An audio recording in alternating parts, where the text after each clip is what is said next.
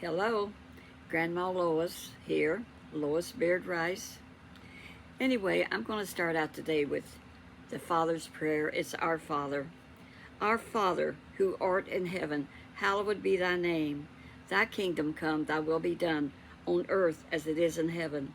Give us this day our daily bread, and forgive us our trespasses, as we forgive those who trespass against us.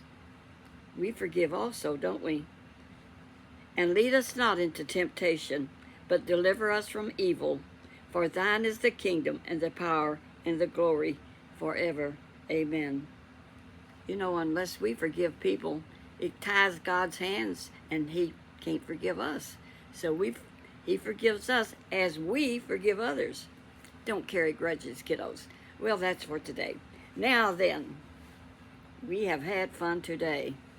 I mean, that van, the one he has now, the Odyssey, is full, and he's taken the truck back to get some lumber. He's just tickled, and I found some really good things. I did, and I'll show them to you later, maybe, and maybe not. Who knows? He bought me a little fan that I can use out in the breezeway. We had a wonderful time, and I don't have any coffee. I'm drinking water today. Drinking water is good for you. So we bought that Honda. It's an Element, and it looks as square as a box, but it's roomy inside, and it makes the seats fold down and can make a bed. And he's been looking for something to take to Bluegrass Festival, because that's getting ready to be this month up at Bee Blossom. It's the Bill Monroe Bluegrass Festival, and he's been to it many times, and so have I. But you have to sit in a lawn chair out under the trees, and they have a big stage, and all the bluegrass singers get on that stage and just sing up a storm, and it's always good, but I watch them on YouTube. That's a lot better. So he'll make a bed in that Element. We're picking it up Monday, and I love orange. I mean, when I wore this scarf this morning. Can you believe that? I mean, it has got that pretty orange in it. Now my thing is a little too red, but it matches the Honda. It's an Element, square as a box, but it's still roomy inside. So it's gonna be nice. You know, those Hondas just don't give up. They don't quit. They will run 300,000 miles, and it's got 190,000 on it, for you who are interested. But we're driving a van that's got 160,000 on it. The one we're running around in, it's an Odyssey, and it's a 2003, and we've had it over a year, never had a problem with it. So we like Hondas are good vehicles. Well, you know, I had spoken about I was going to shorten my time, so I don't know what's going to happen. I did do 11 minutes yesterday, but James is taking a nap now, and we're done running around. So I'll flip my scarf and tell y'all about my Aunt Amanda, who was my daddy's younger sister. He had 3 sisters, and one of them was Aunt Amanda, the other one was Aunt Mary. Now, Aunt Amanda was 12 years older than me, I think, and Aunt Mary was 6 years older, and I was very close to Aunt Mary, and I was close to Aunt Amanda. And they were so good to me. As a little girl, they just helped me along the way. Aunt Mandy, we called her Aunt Mandy. She would give me a permanent wave. I would go over on a Saturday, and you know you had to get your own permanent back then, and I had hair straight as a stick, and she would give me a permanent wave, and then I would look like a whole lot like, oh yeah, Kentucky Life with Debbie. I looked kind of like that, and I thought it was wonderful. No wonder I like Debbie's hair. Y'all check her out. She talks about me all the time, and I talk about her. We're good friends. But her rate, she has got 308 or 9 or 10. I don't know. I don't know right now. But she just started a couple of months ago, and she said she thought she had things to say, and she does. And I enjoy her. She said she just fell off the couch laughing when I had announced I was going to make shorter videos. I don't know if that's going to work. Not today. All right, and some of you others said you don't want short videos either. But children, I love great chit chat with Granny Pat, and she can go on for a long time, and she is an inspiration to me and has been for a long time. I just love her. But see, I think what happens, she talks slower than I do, and that's why mine gets over faster. She's got such a soothing voice because she don't get in a hurry. And sometimes it seems like I just want to get in a hurry. Lord help me. And I mean that sincerely. Okay, my Aunt Amanda. One of the first, we lived not far. We lived in Smith Holler, down in near Ewan, Virginia. And there was a little white Assembly of God church. We lived in a little red house down from my grandma's that I could walk up to grandma's from that little red house, and I would sneak off from my mom. She would get busy with Norman or Phyllis, and I would take off. I liked to go at supper time. That grandma could cook, and Mandy would just lift me up and put me in. I had an uncle that was just 1 year older than me. His name's Uncle Carl, and you know what? He's still alive also, and he's 92 now, and he's in assisted living. He lost his wife, who is the same age as I am. She was born September 19th, 1933, which was a very good year. That's when God sent me on down here. So Aunt Amanda was just pretty bossy, but she could run things. She was a go-getter. And she married a man that had a dairy farm, and they had to milk cows 7 days a week, morning and evening. But they had a good living, but I'll tell you what, it was very demanding. But now when I was about 5 years old, I sneaked off and went up to Grandma's house. And I went over there, and Carl was out in the yard playing, and I just joined him. And then we decided we needed to use the toilet. And you know, back then they had outside toilets, and it was a 2-holer. He said, let's just go to the toilet and play a little while, or something to that effect. I don't know, but he lured me into the toilet with him. I was 5 years old, but I remember it well, because when we got in there, he said to me, he said, I'll show you mine if you'll show me yours. I said, okay. I mean, you know, okay, I'll show you. So he said, here I go. And he showed me his, and I saw it. Looked a whole lot like a big worm. I had not seen one, but I saw that was my first one. So I was just getting ready to show him mine. I was very, you know, anxious. I just show him. 5 years old, you do stupid stuff. And so I was getting ready to pull my panties down because you wore dresses back then. And about that time, Aunt Mandy opened the door, and I didn't have my panties down. And she said, what are you youngins doing in here? Get out of there right now. Y'all shouldn't be in there together. You know that. Carl had his britches up, and my dress was not up. So that's what happened. Aunt Mandy saved my virtue. I thought that was funny, and it really happened. I'll never forget it. I had told it on another YouTube earlier, back when I first started, because I never forgot it. So that little Assembly of God church, it was called Smith Chapel. Now my grandma and great-grandma Smith and Grandpa lived way on up the mountain as you went on up Smith Holler. And I never did go up there, but Uncle Jake lived up there, and he was Grandma's brother, and he was an Assembly of God preacher. And he had sons that were Assembly of God preachers. So anyway, this little church was there, and Mom and Dad didn't go there, but it was within walking distance, and I would go to that little Assembly of God church every Sunday morning. We lived there about 2 years, and I would go there, and Mandy was my teacher, and she was about 12, 13 years old. And what they did back then was they give you these colored, like postcards that folded out, and it would have a picture of Jesus holding the one little lost lamb in color. They were very pretty.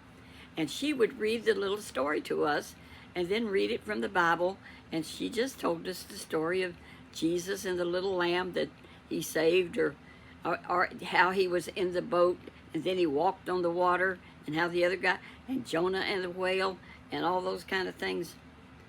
She would, and so I saved them because they were in full color. They were real pretty, and I had a stack of them. But what was so strange is, once, you know, Buddy and I went on, my first husband and I went on the evangelistic field. And we was down in Virginia. Let's see. I was going to look that up. And we was holding a revival at this church. See if I can find that pastor listed here. I don't remember all their names, the churches we went to, but we listed, I made this thing here that promoted us. Let's see if I can find him. There's a lot of them here. Walter Pierce, Woody Drost, Robert King. No. St. Paul, Virginia. Yes, we was in St. Paul, Virginia with Reverend Jack Carnley. And he was the pastor then. And he had a television program that he played all the time. He was on, and he was on TV. And he would say, when he would get done with his program, Jesus loves you and I love you. And I thought that was neat. Now, Brother Jack Carnley had a wife, of course, and so we got acquainted with them. I had forgot their names, to be honest with you, but see, I've got a whole list of the pastors that we was with in different places. And I was going through this the other day, and I did the promo to mail out, and see, I had our picture on it. See, there's me and Buddy. See that? I was as cute as a button, wasn't I? Anyway, that was a good-looking wig. I was black-headed, so I wore black wigs. But Brother Jack Carnley had this wife, and so she invited me over to have a cup of tea with her, which I did, and then we got acquainted with them. And come to find out, when they first started their ministry, that's where, when we told them went to that little church, they said that was the first church we ever had, was the one there by you in Virginia, that first little Assembly of God church. So he knew who Uncle Jake was, and all those people that I knew that are my relatives. Isn't that something? It is a small world. But I was sitting there with her one day, and I just loved her. I love everybody anyway. But now, I don't know what made me do this, but she had a chin hair about 1.5 inches. There was a hair coming right. I thought it was just rested there. I got a hold of it, and I thought I'd just clear it off for her. I'm helpful. So I just give you a little yank. I said, whoops. I just pulled your chin hair. I thought it was just laying there, but she said, that's okay. It grows like that all the time. She didn't pay a bit more attention to it. She just hadn't noticed it lately, or she would have pulled it herself. She didn't have to. I did it. That's awful. I shouldn't be telling that, but I couldn't resist. I know that Kentucky Life with Debbie's gonna like that one. If she's got a chin hair and I ever meet her, I can take care of it. So stay out of my way. Now, Aunt Amanda. Back to Aunt Amanda. She was Daddy's younger sister, and he had a whole bunch of brothers too. He had Oscar and John and Ernest and Albert, and he had one that died. His name was Lloyd. And Lloyd passed away with cirrhosis of the liver because he was an alcoholic. And anyway, and Albert and Carl. So there was a whole bunch of kids in that family. I had a lot of uncles and aunts. Now, Aunt Vashie was a heavy, heavy-set woman. But Mandy and Mary was built like me, you know, short and about 140 pounds or something. Honey, when I got married, now I always say this is the truth, like I might be telling a lie, but I really did weigh about 100 pounds. And now I weigh 156.7. James got this scale that he bought home. Well, what happened was, you know, he does rental houses. Okay, so somebody left this scale. He brings home, you know what he did today? We was at these yard sales, and when we got home, he said, look what I bought you today. And it was a little fan, about this big, white. He said, I thought you could set it by your chair when you were making videos. I said, honey, that's going to be perfect when I do them out in the breezeway. But right now I'm treating my feet and talking to y'all, and we're going to be picking up that Honda Monday. Now, the man that sold him that, he had it for years. And so he said, you know, they sell those used Hondas for big money. Oh, excuse me, I'm about to burp. Big money. And that house they were living in was probably at least $500,000. I don't know what he did for a living, but you know he was successful. And he told us, he said, now, it will be spit shined when you come to pick it up Monday. It was already as clean as a whistle. What is he going to do? I hope he has it full of gas. Wouldn't that be nice? Now, we never even drove it. Talk about buying a pig in a poke. But James said, he said, I felt perfectly comfortable taking that because, you know, the man he was such a nice man and honest. I really felt like, but you know what? When you serve the Lord, there are gifts. And James has it. It's called the gift of discernment. The Holy Spirit gives people gifts. And sometimes you have more than one. I don't have much discernment. I trust everybody and everything. But James can meet somebody that's not honest, and he knows right away. And Buddy was the same way. He had that same gift. Me, I just said, okay. I'm very gullible. But James is not. And the other day, you know how I skip around. I was going to talk about Mandy more, but I want to tell you this about her. She was so hospitable. If anybody come to see Mandy, no matter what day of the week it was, what time of the day it was, she said, let me fix you something to eat. Would you like some pancakes or maybe some fried cabbage and ham? I can fix that. It won't take a jiffy. And that's the way she was. And it didn't matter when you went. She says, I'm just going to fix you something to eat. You probably need a snack. Here. You always enjoyed going to Aunt Mandy's, and she was the one that ran the family reunion for years. And all of us would go, and there's a lot of us, but she would have it in February, which, I'll get back to other stuff later, was her husband's birthday in February. So it was like reunion. And so she had a pretty good-sized house, but it was kind of little. So I told her, I said, Mandy, I'm kind of like her a whole lot, bossy. So I said to her, and baby Kim daughter, she runs right on down the line, bossy. When you ask James to do anything, you don't say, do it this way, do it. You say, do you think it would be okay to do it that way? You give him a choice because he will not be bossed around. And I'm bossy. So Aunt Amanda would have that family reunion, which we're going to have one this year. And if y'all want to come, let me know. Come on, bring your own food. My brother's got 17 acres. Brother Denny's going to do it the last Sunday in June, starting at 12 o'clock. Wouldn't it be something if some of y'all could come? Call me, how can I get in touch with you? Leave me a note and I'll tell you how to get there or something. We'll work it out. He's out in Memphis, Indiana. I'll give you his address or something. Anyway, we'll work it out. If you decide you want to come and you're in this area, or if you want to fly in from Europe or Africa or Argentina, now that, let's see, Australia, now that takes 12 hours to fly from Australia, I understand. So, where was I? Oh, yeah. And Amanda so she always had him in February because it was his birthday. So I said one day, I said, Mandy, we called her Mandy. I said, have you ever thought of doing like the Queen of England? She said, well, what's that? I said, you can celebrate his birthday another day. You can pick what day you want.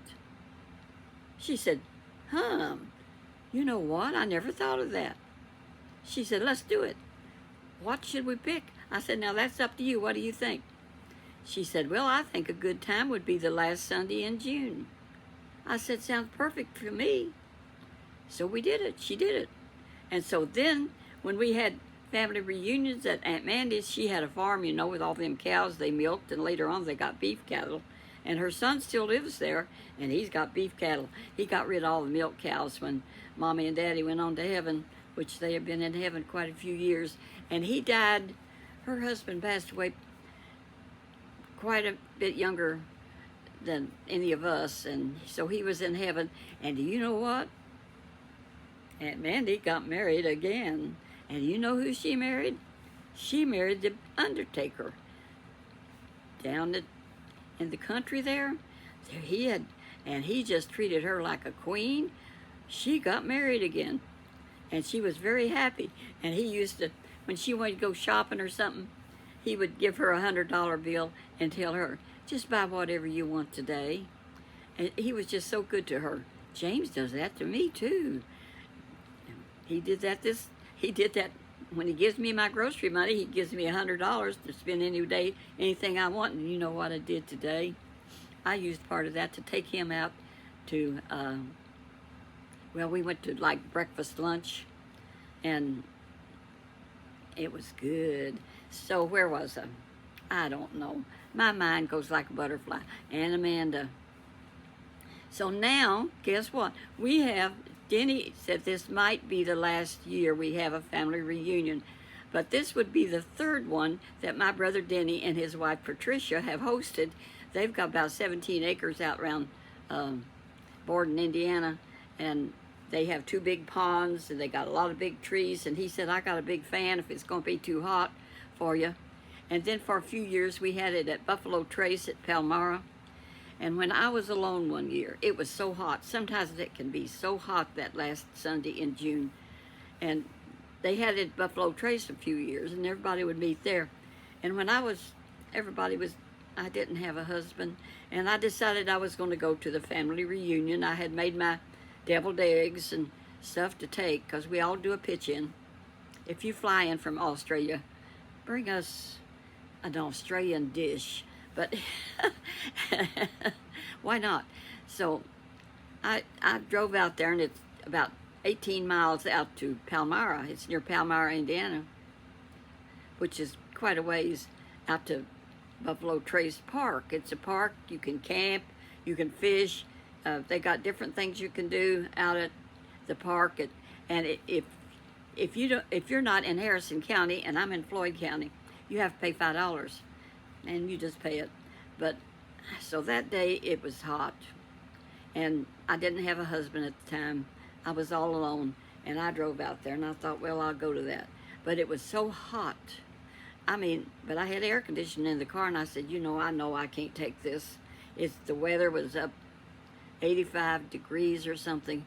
So when I pulled up the gate to pay my $5, I said to the girl taking the money, I said, honey, you know what? I changed my mind, and I just circled around and came back home. I didn't go that year. One year, me and my mom went. Her husband had passed away, and I had Floyd at that time. And we went, and Mama had black hair, and she determined to keep it black. She did not let it turn gray. So she used Love and Care on her hair. And you know what? She got to sweating, and don't you know that black Love and Care was running down the side of her face. I said, Mom, here, let's get that off your face. I was about 21 years younger than my mom. She had me when she was around 21. But that Love and Care, that stuff would run. And if you dyed your hair in that, it didn't last too long. You'd have to do it again in a few weeks. But she did it faithful till she passed away. She'd make her hair black. I never did do that. But I didn't turn gray either. I'm still black-headed. I could show it to you. It turned gray down through here, but the top is still dark black. And James was jet black-headed, and because I saw him that one time, when he was in his office, y'all that watch me know that the library was right across from his office, and he had a white Cadillac convertible with bull horns in the front of it, and I saw this man come out of that place. I thought it was a junk shop. He's a collector. I reckon he's been a collector all of his life. I don't know. But anyway, I wasn't about to go in that junk shop. But I saw this man come out that door, because I would park my car right in front of that. There was parking on the other side and his office was across the street from the library. And so I saw him come out and I said, that's a hippie if I ever saw one. And I've said this before, but who would know that in many years later, I would be ended up married to that hippie? Don't that just blow your mind? It does mine. I can't hardly imagine. That's the strangest thing ever happened to me. End up, and I never thought I'd ever see him again. I never saw him anymore after that until I didn't see him anymore. So what happened was when Floyd passed, then I decided we didn't go to the Baptist church. And when I went to the Baptist church, it's a big Baptist church, and it's beautiful, and they have good speaker, good preacher, and everything. But I would sit up in the balcony because I was so lonely and missing Floyd, and tears would start running down my face, and I'd say, I got to change churches. I can't stand this. So I changed churches. And of course, even when I met James, I did not know he was that black-headed hippie, because now he's gray-headed. So anyhow, he comes to church and sits by himself. This ain't talking about Aunt Mandy, is it? Well, anyway, you know, I met him, we got acquainted, and we've known each other 20 years now and been married 15. But his wife was real sick. She passed away. Floyd was real sick in the nursing home. He passed away, and then he asked me out. There were some other cute widows in the church he could ask out, but he asked me. And I was tickled because I thought he was just about the handsomest man I ever saw. When I went to introduce him to Karen, my daughter, she was in for a trip. And I told her, I said, I want you to meet my boyfriend. And so we all went down to the Dairy Queen for breakfast. And James and I would have breakfast together at the Dairy Queen after we met. And so Karen came and I said, Karen, isn't he handsome? Karen said, Mom, he's just another old man. That's the way she looked at him. He's still just another old man to her, but they all loved James. My Aunt Amanda was such a wonderful woman. She was always a Christian. Norman used to go spend time with her, and I think he told me he had kids too later on. And after I got married, and she had a daughter, and Norman would spend the weekend or something, and she would want to put him to bed with her little girl when he was like not very old, like 10 or 12. He said, there ain't no way I'm sleeping in bed with a girl. So he'd have to sleep someplace else. I think that's what, Norman, you'll have to straighten me out on that and get it right. He'll call me and let me know, and I'll straighten it out later, if I remember it. Well, y'all was right about me. 27 minutes. My feet are done. James is not up. He will take an hour nap. So I've got my video done. Thank you, Jesus, for all your goodness and the mercy. He got lumber today. He got a fence that he's going to use on Indiana that's just lovely, that they had taken down. I really like it. It's in sections. It's metal. It's beautiful. And let's see, he got a fan. And you can find some really good things to put in these houses you buy. And let's see, well, like I said, the lumber, the fence. Oh, yes, and he bought a 2003 Honda Element, orange, and I love orange. We used to have an orange Datsun, and it was a station wagon, and it was a 19, I believe, in 74. It was not brand new, I don't believe. Can't remember real sure, but I don't think so, but it was used, but it didn't have many miles, and it was a station wagon. Remember where they used to make station wagons that looked like vans? So that's the car that we took our kids to college. You could load that thing down, just take all kinds of stuff, and they went down to Owensboro to school, to the Methodist school, and that's where Karen met Michael Brown, whom she has been married to over 50 years, because she didn't really want him. She wanted Charlie, and I don't know what happened to Charlie, but Charlie married him a woman that was 10 years older than him, and he didn't care if he had kids or not, and I don't think they did, because I don't know, but Charlie, I didn't care for Charlie that much, but when I met Mike, I really liked him. We bought the twins, Karen and Kathy, a Volkswagen each when they went to college, and I bought Karen a white one, and it broke down while she was at school, because she took it to school, and so she was going to have it worked on for something. And Mike asked her if he could borrow it, and he borrowed it, and him and his friend took it and got it fixed and paid for it. No wonder she married that boy. He's 70-something now. But, so we went down to visit her to take care of the bill because he took it to get it fixed, and we was going to reimburse him. And I said, well, we all had supper together at some little restaurant. And I said, well, have you got the bill? He said, yeah, it's right here. I said, well, here, give it to me. And it was just a little yellow slip. And he said, no. He said, I believe I'll just eat it. He ate it. He ate that bill. He just chewed it up and swallowed it. I said, Mike, that really happened. I said, and he still remembers it. He said, I paid for it, it's gone, and there's no charge. And so he's been taking care of Karen now many years. Of course, she was a teacher. She got her education. Kathy got engaged 2 or 3 times, and the first 2 of them quit her, and she got to keep the diamond. She had 2 diamonds when she met Richard. She quit college. She had scholarships because she played the upright bass like you couldn't believe. Talented, you know, very talented. Because they graduated the top of their class in New Albany High School. Their pictures were in the paper, and so they just would quit her.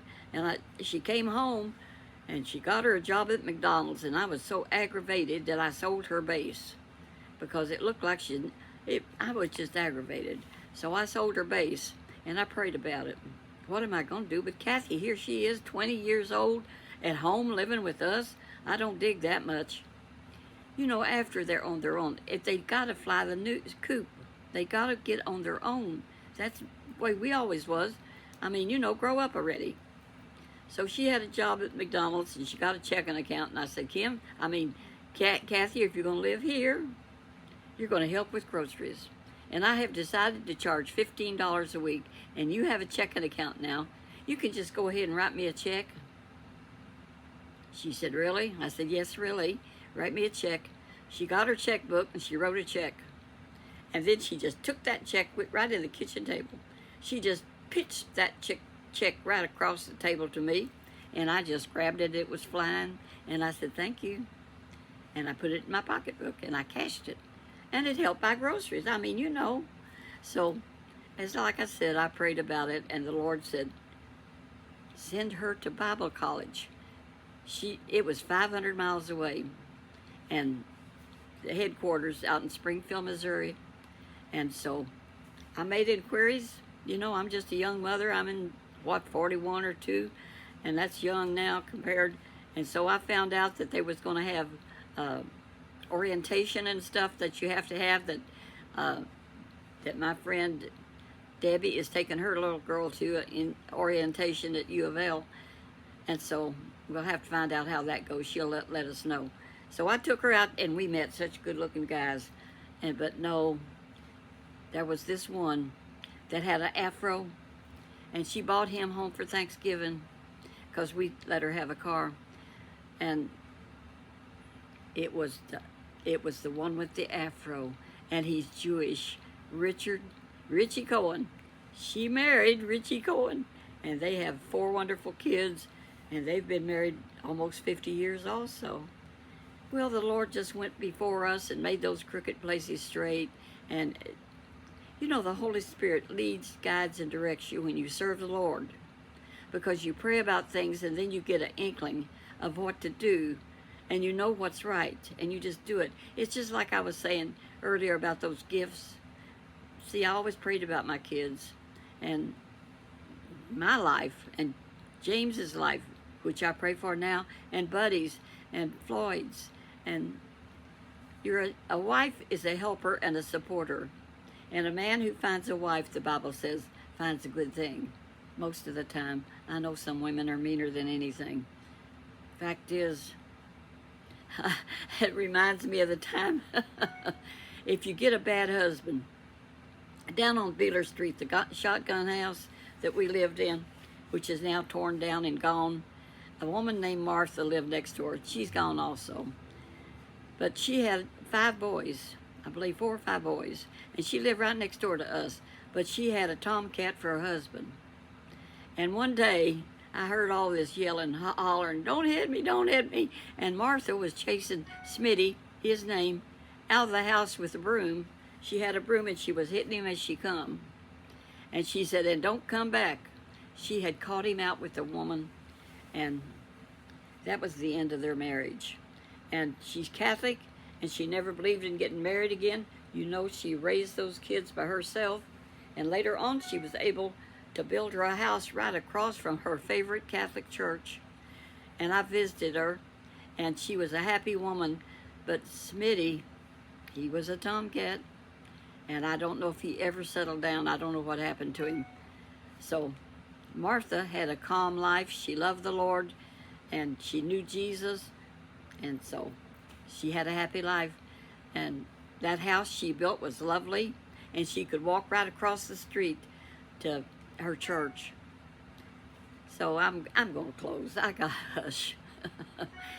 I've got to take a nap. It's my turn now, so I'll talk to you later. Don't know when. I don't know about Sunday what I'll do. I might take the day off. Who knows? I believe that's enough for today, so y'all walk that path now where Jesus would be pleased with you. God bless you. Love you.